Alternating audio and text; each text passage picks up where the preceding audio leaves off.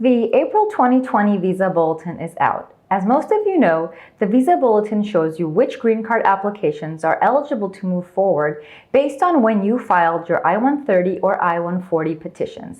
That date is your priority date. Let's dive right in and go through all the changes in priority dates since March so you can see where you are in the green card line.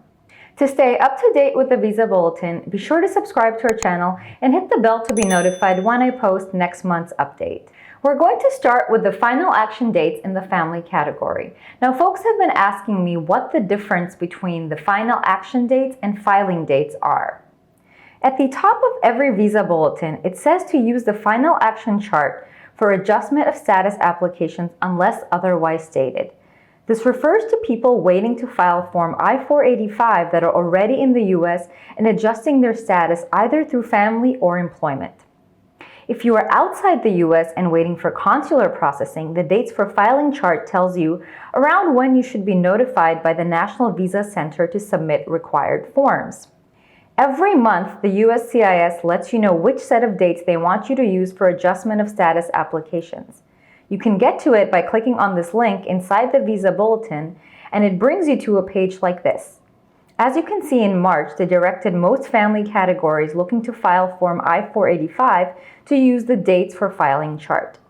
For April, they haven't yet provided guidance, but if you check this page again soon, it will update. So let's get into the final action dates for family categories.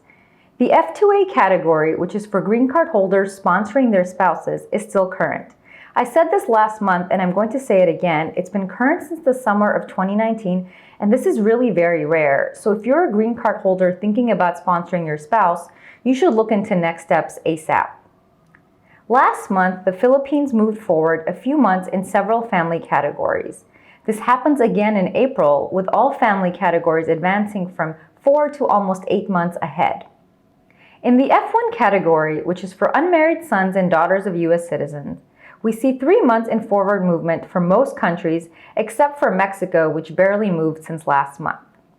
In the F2B and F3 categories, you see about a month and a half of forward movement across all countries. Since last month, the F4 category, which is for siblings of adult U.S. citizens, hasn't changed much, just a couple weeks forward for India and a month for Mexico. Now, let's move on to the employment categories. Last month, many countries in the EB3 category retrogressed. In April, we see no change for those countries and minimal movement for India and China. In the EB1 category, we saw all countries move forward by 3 months, except for India and China. India moved forward by 2 months, and China didn't really move at all, just 1 week, which is basically no movement at all.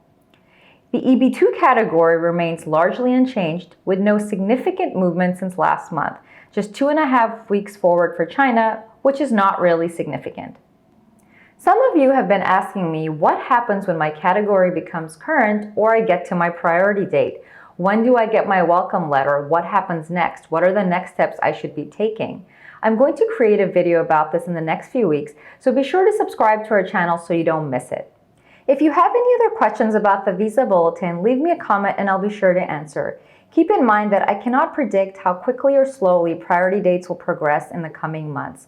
Really, nobody can answer that question, not even an attorney. As always, if you found this video helpful, hit the like button below, subscribe to our channel, and share this with anyone looking for this information. See you in the next video.